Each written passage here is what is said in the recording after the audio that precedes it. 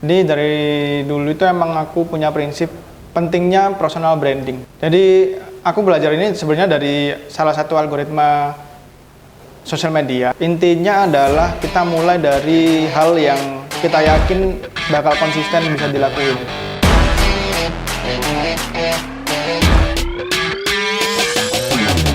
Hai Maxipers, welcome to Maxipro Indonesia. Kali ini kita nggak mau bahas soal mesin dulu, karena waktu di podcast kemarin kita sudah bahas soal digital printing. Nah, sekarang kita bahas yuk mengenai digital marketing. Digital marketing sendiri sudah menjadi salah satu aspek yang penting dari strategi pemasaran modern. Pada tahun 2000-an, digital marketing di Indonesia mulai berkembang pesat. Hal ini tentu membuka peluang baru bagi para pelaku usaha untuk mempromosikan produk mereka dan memanfaatkan platform sosial media. Nah, lalu apa itu digital marketing? Kita akan bahas topik ini bareng salah satu tim konten kreator dari PT Maxipro Group Indonesia. Pastikan kalian menonton video ini sampai selesai. Jangan lupa untuk klik subscribe dan nyalakan lonceng notifikasinya supaya kalian tidak ketinggalan update informasi menarik lainnya dari kami. Halo Mas, boleh perkenalkan diri dulu dengan siapa, posisinya apa di sini, dan juga sudah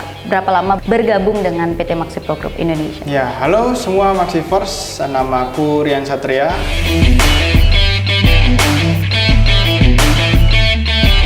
Saya bekerja di Maxipro udah sekitar mau 5 tahun, tepatnya di 4 tahun 8 bulan. Nah, saya di sini awalnya sebagai graphic designer, merangkap jadi semua tugas konten kreator seperti desain, videographer dan sebagainya itu saya yang handle awalnya.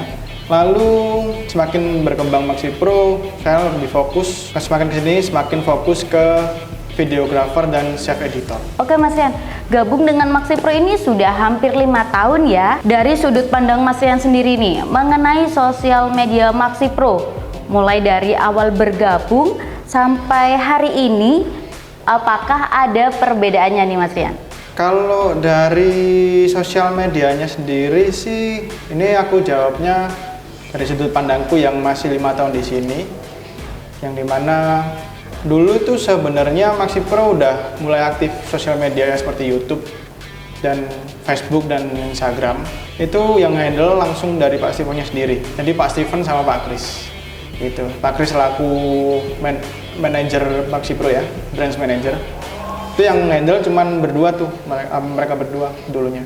Nah, seiring berkembangnya zaman kan Pak Steven udah mulai mungkin mempertimbangkan pentingnya digital marketing dan sosial media seperti apa. Itu mulailah direkrut tim khusus untuk digital marketing seperti sosial media contohnya. Tapi awalnya waktu saya gabung itu 2020, channel YouTube-nya masih berupa review mesin kebanyakan ya, dan Instagram-nya juga masih terlalu ini ya, kaku ya. Ikut ya. Jadi ada viral apa gitu kita masih belum ikut. Kita bukan belum ikut, malah kita ikut-ikutan gitu. Jadi sebenarnya kalau aku bilang sendiri sih kurang works kalau untuk bidang industri seperti ini. Oke, sebelum lanjut lebih jauh nih Mas Rian, mungkin Maxipers juga belum tahu sebenarnya digital marketing itu apa sih? Apakah penting bagi para pelaku usaha atau pelaku bisnis untuk mulai melakukan strategi digital marketing? Ya kalau untuk zaman sekarang sih bisa dibilang sebagai orang awam tentang dunia usaha ya, aku bilangnya sih penting, cuman nggak serta-merta strategi digital marketing itu akan berjalan di semua lini usaha. Seperti contohnya kayak usaha UMKM kuliner mungkin, itu nggak serta-merta semua strategi digital marketing itu akan works. Jadi mungkin lebih dilihat opportunity-nya dulu. Jadi digital marketing ini akan ada kesempatan apa nih di usaha kita, baru kalau udah nemu kliknya, udah nemu kesempatannya, opportunity-nya, baru kita bikin gitu. Oke, nggak semua ya yang bisa diterapkan ya, apalagi kita juga untuk bidang usahanya itu beda ya, nggak sama seperti kita lihat dulu opportunity-nya seperti apa gitu. kalau Baik. menurut aku. Untuk Maxi Pro sendiri saat ini menerapkan strategi yang seperti apa sih Mas untuk menarik audiens dan juga customernya gitu? Kalau dari segi digital marketingnya doang ya. Sebenarnya dulu itu kan Maxi Pro cuman aktif sosial media itu tujuannya cuman untuk review mesin doang. Yang dimana aku sendiri juga pernah ngalamin zaman seperti itu, kayak yaudah fokus review mesin, ada mesin baru review, ada mesin baru review gitu doang. Nah tapi Pak Steven selaku atasan mikir bahwa kalau ternyata kayaknya lebih baik kalau kita juga kasih misal seperti impact atau manfaat ke viewers atau di audience gitu. Nah seiring berjalannya waktu akhirnya diimplementasikanlah sosial media ini dibuat sebagai bahan misal contoh kayak edukasi gitu. Misal kayak pembuatan sampel box hampers Natal gitu. Nah kita sering buat konten seperti itu. Jadi impactnya biar langsung ke customer atau ke calon customer itu biar langsung dapat impactnya gitu. Jadi nggak serta-merta satu mesin ini cuman dibuat untuk produksi benda yang seperti ini, tapi mereka juga bisa tahu kalau satu mesin ini bisa untuk apa aja sih, dikembangkan seperti apa, kayak gitu ya Mas ya. Makanya kalau cuman konten review doang kan customer cuman taunya misal mesin potong kertas. Akhirnya kayak kita kurang kasih impact sesuatu lebih gitu ke customer. Jadi misal kalau kita bikin ya konten yang misal mesin potong itu bisa buat apa aja sih, itu kayaknya bakal bisa lebih bermanfaat juga buat customer. Jadi yang mau beli mesin itu nggak bingung, mesin ini cuma buat ini aja. Ternyata mereka juga tahu akhirnya kalau satu mesin ini bisa dipakai berkali-kali dengan produk atau sampel apa yang bisa mereka buat juga ya. Oke Mas Rian. Terus dampaknya apa sih Mas setelah menerapkan strategi digital marketing yang sedemikian rupa? Apakah berperan untuk Maxi Pro lebih dikenal atau bagaimana? Alhamdulillah sih kalau dari dampaknya sendiri, kita sendiri kan udah pernah waktu itu sempat podcast di beberapa customer di Jakarta waktu pameran Allprint. Nah dari beberapa customer tersebut itu kasih feedbacknya lumayan bagus tuh dari segi konten. Jadi mereka merasa terbantu, mereka merasa teredukasi, mereka merasa dimudahkan seenggaknya untuk memilih mesin-mesin atau bikin sampel. Jadi feedback dari customer sendiri alhamdulillah lumayan bagus. Terus dari segi audiens online mungkin yang belum jadi customer atau calon customer kita itu cukup terbantu juga sih, kayak positif gitu komennya. Jadi untuk sebelum mereka membeli mesin juga mereka tahu ya Mas ya. Bener. Mungkin kendala-kendala ringan yang bakal dialami pada saat baru menggunakan mesin yang mereka beli itu seperti apa. Bener.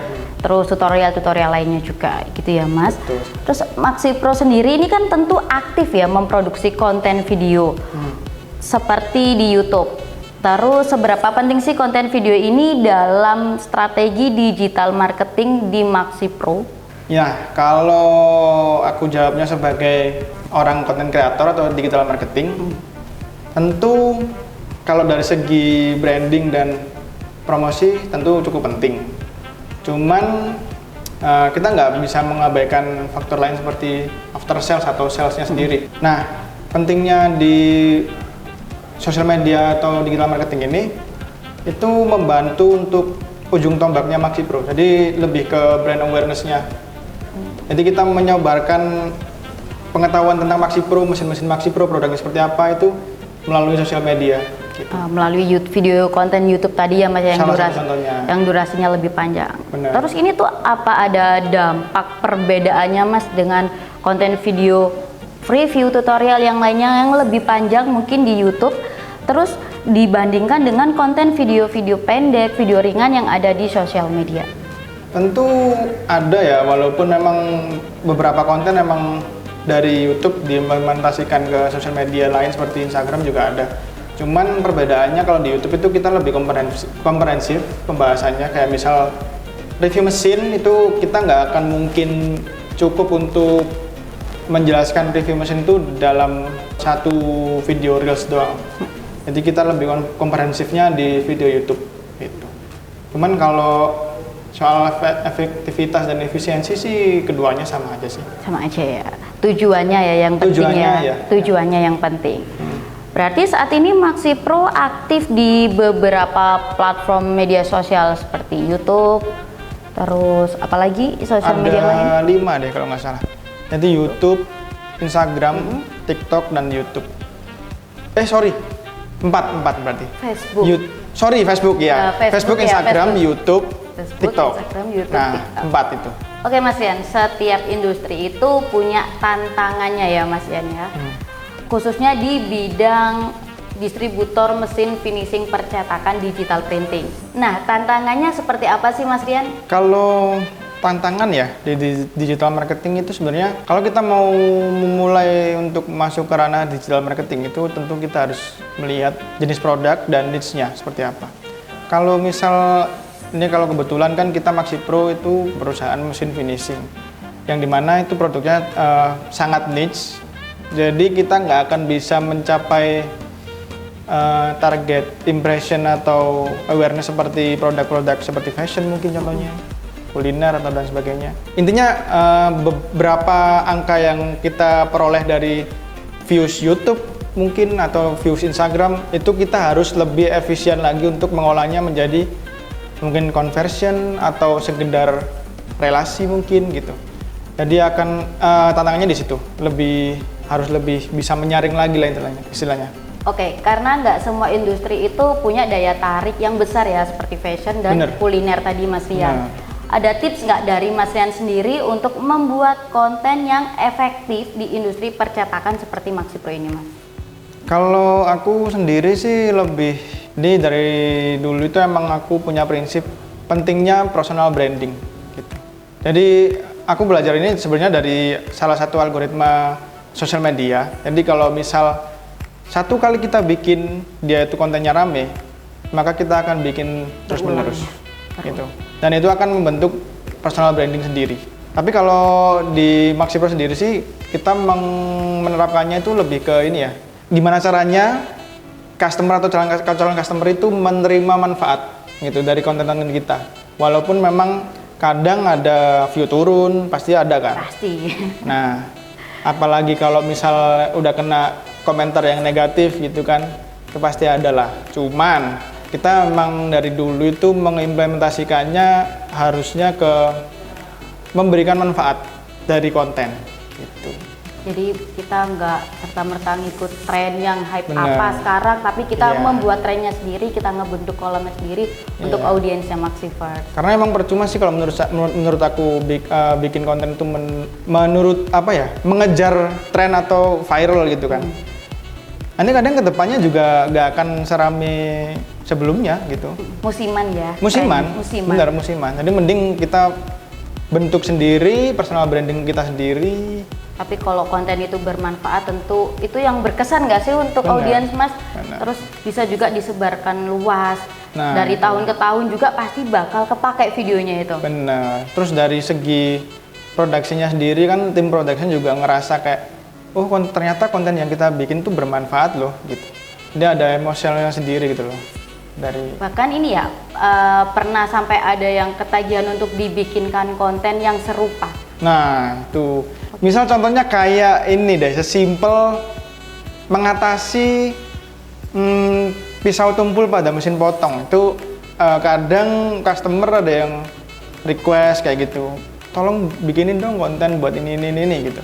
Terus, berarti ada yang butuh dong konten seperti ini, maka kita bikinin gitu. Oke Mas Rian, tadi Mas Rian sudah bahas mengenai strategi digital marketing yang sudah diterapkan di MaxiPro, terutama branding terhadap produk yang dijual, khususnya produk-produk seperti yang ada di MaxiPro ini. Karena mesin percetakan ini tentunya punya segmen sendiri ya Mas Rian ya. Benar. Ada tips nggak nih dari Mas Rian untuk MaxiVerse semua yang baru mau memulai, bagaimana cara membangun personal branding yang kuat di media sosial? Nah ini sebagai awam aja ya aku jawabnya. Jadi sebenarnya kalau ngomongin soal personal branding itu intinya adalah kita mulai dari hal yang kita yakin bakal konsisten bisa dilakuin. Jadi apapun itu, kayak misal contohnya sebuah perusahaan itu kan butuh company branding. Nah, MaxiPro sendiri itu meyakini bahwa MaxiPro sendiri meyakini kita akan bisa konsisten, kita akan bisa terus melakukan yang namanya after sales yang bagus. Itu sendiri udah jadi personal branding dari MaxiPro, di mana kita menjanjikan customer dan memang kita akan tepati janjinya, yaitu tentang after sales yang bagus. Gimana caranya kita bisa melayani customer dengan tetap baik walaupun customer itu udah beli mesin kita bertahun-tahun. Terus gimana caranya biar relasi tetap terjaga antara kita dengan customer atau mungkin B2B gitu. Jadi nggak serta-merta personal branding itu hanya di media sosial ya Mas ya, tapi Benar. di real life-nya juga tetap Jadi nggak melulu cuman tentang visual mungkin Benar, atau benar. audio gitu mungkin. benar. Kalau kita lihat Netflix kan ada yang logo Netflix terus jedeng gitu kan ada audionya. Nah, iya, ada ciri khasnya ya. Itu memang termasuk branding. Cuman kita bisa mengimplementasikan branding sendiri dengan cara ya pelayanan kita yang tetap prima, after sales yang tetap bagus seperti itu. Terus karena personal branding di media sosialnya bagus, pelayanannya di realnya juga bagus. Otomatis nanti customer yang udah belanja di MaxiPro atau yang udah menjadi mitra di MaxiPro ini bakal ngasih testimoni dengan sendirinya di Benar. media sosial yang bisa mendukung personal branding itu tadi ya Mas? Benar. Di dunia digital marketing ini kan selalu berubah ya Mas Yan ya. Nggak cuman trennya, tapi algoritmanya juga berubah-ubah.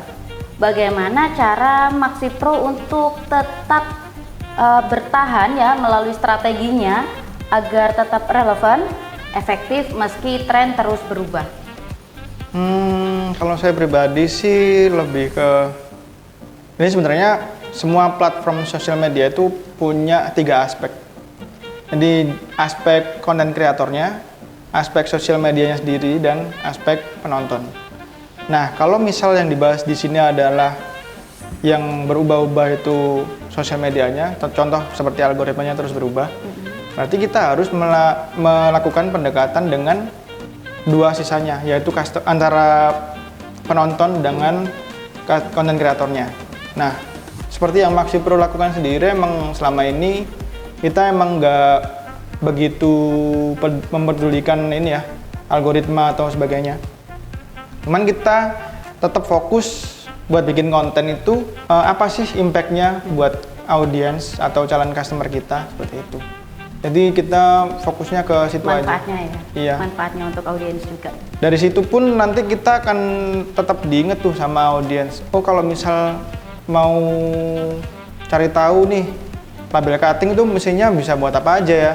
Nah, itu mungkin kalau udah pernah nonton channel MaxiPro pasti akan inget tuh. Biasanya karena satu mesin aja label cutting ini kita bikin banyak banget konten. Jadi dari satu mesin aja itu bisa bikin berbagai macam sampel itu.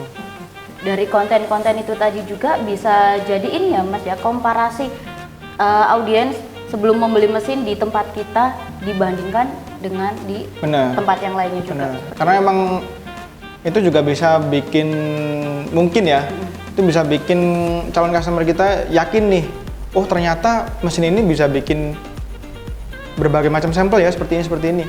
Akhirnya, oh kalau ini bisa berarti saya juga bisa dong gitu. Karena kita tadi bikin videonya yang bermanfaat, tentu mereka merasa kayak ini ya Mas, dia merasa diedukasi lebih, terus mereka juga bisa tahu nih kalau beli di MaxiPro itu videonya seperti ini, dia jelaskannya detail tanpa kita harus ke sana. Terus jika dibandingkan di tempat lain, mereka hanya menjelaskan sekilas kayak gitu. Nah, itu jadi nilai plusnya di MaxiPro. Ya, dan itu juga aku nambahin dikit, itu adalah termasuk kendalaku yang tadi, pertanyaan tadi itu salah satu kendalanya adalah emang harus informatif kalau bikin konten, karena kita emang mengutamakan konten yang edukatif dan informatif. Jadi sebisa mungkin harus detail, harus informatif, sehingga kalau pas nyampe ke customer atau calon customer itu bisa paham gitu apa yang kita bikin. Di era digital ini tentu semua konten yang kita buat itu ada feedbacknya, entah itu baik ataupun buruk.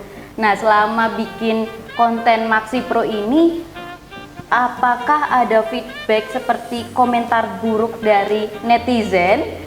Lalu bagaimana cara Maxi Pro menanggapi hal ini agar tetap terjaga reputasi brandnya? Ya seperti yang aku mention tadi, emang beberapa memang ada ya, pasti ada lah. Yang namanya sosial media kan itu istilahnya seperti dunia lain dari real life. Udah pasti ada negatif, ada positif. Nah, cara mengatasi negatifnya adalah